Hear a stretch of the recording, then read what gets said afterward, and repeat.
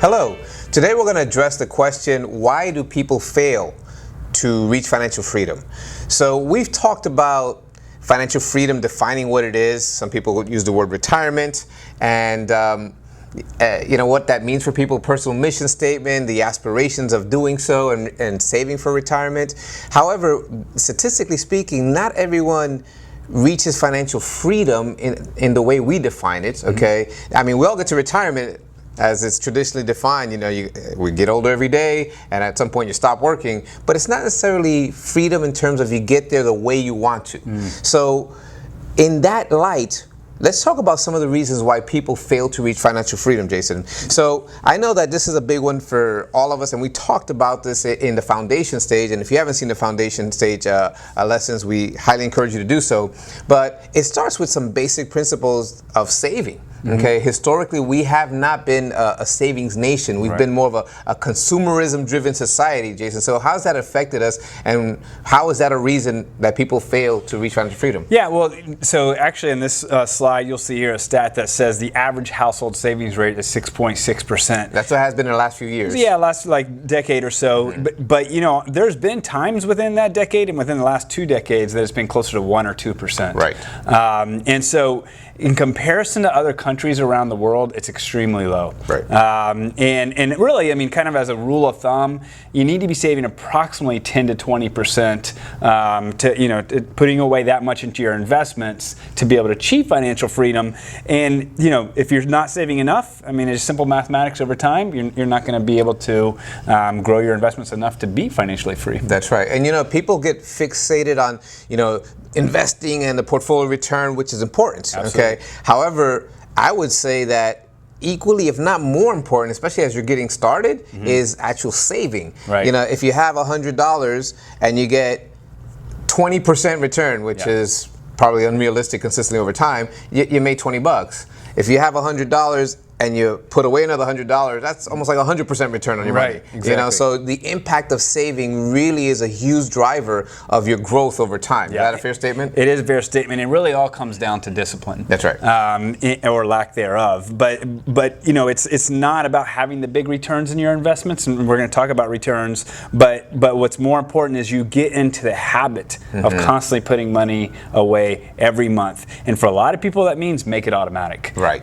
Whether it's through your 401k or through a checking account automatic contribution, but making it automatic and doing that consistently over time. That's right. And that can do really well for you. It's funny because people tell me, in the years I've been doing this, Paul, I don't know where my money goes at the end of the month. Well, that's not good. Okay. Right. But if we're going to live that way, and we make savings automatic, well, at least that piece went into, so let's not know that it went into savings. So create a good habit. That's right. You don't want to wait till the end of the month and what's left over you put to savings, because you have nothing left over usually. But if you put it up at the top of the budget, then it tends to happen and you learn to live off the rest. Right. As we spend our money, hard-earned money, think of savings as spending money on yourself first, investing in yourself first.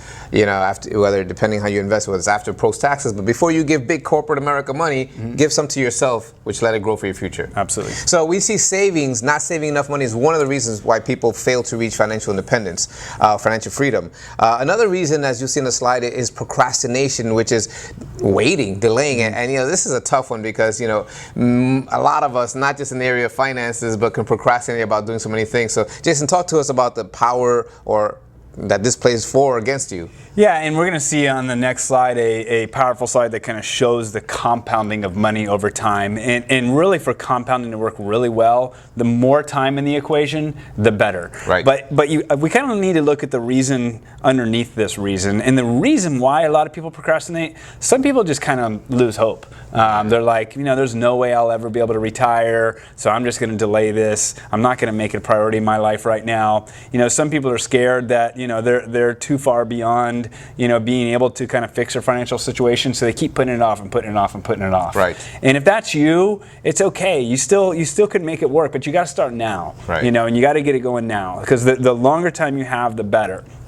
But that's a big piece of it. You got to have some time in the equation for it to really work well for you. So the sooner you start, the better. Right. And the flip side is true. If you're younger and you say, "Oh, I've got time," okay. Well, the next slide is going to show that time is either your ally or your enemy. The more time you have, the better. So every year you put off, really costs you a lot of money in the future. And it's one of those things where you put it off, maybe even out of fear, okay? It's kind of saying, I don't go to the doctor because I don't want to know if I'm sick. Right. Well, you probably want to know if you're sick, because if you are, you want to do something before it's too late, right? That's right. But talk about the power of compounding time. I think we have an illustration. Yeah, absolutely. Here. So if you take a look here, we'll have a little fun with this, but to a certain degree, somewhat accurate. You got Paul here, and you got Jason. So Paul was a good boy, and he started investing right after college. He put $3,000 a month away. $3,000 a year away, and he started at age 22. Both of these examples are earning 9% per year. Jason was kind of a slacker between 22 and age 32. He went out and partied a lot, and he was going to eventually take care of retirement, but he didn't make that a priority.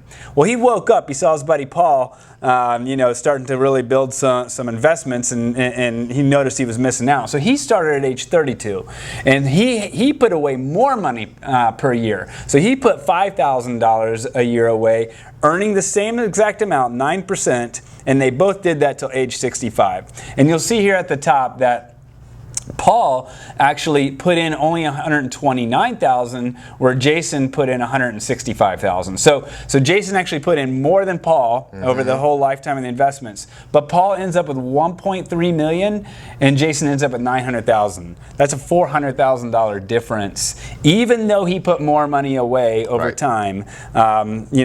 Jason did, but Paul, because he started earlier, ended up with more money at the end of by age 65. I mean, if you think about it this way, Paul got a 10-year head start in this example, so had an extra $30,000 already working for him by the time Jason started. That's right. So that extra $30,000, okay, ended up realizing almost 400 grand more. That's right. Okay, That's right. over the long term. So it's powerful. The younger you start, the earlier you start, the better.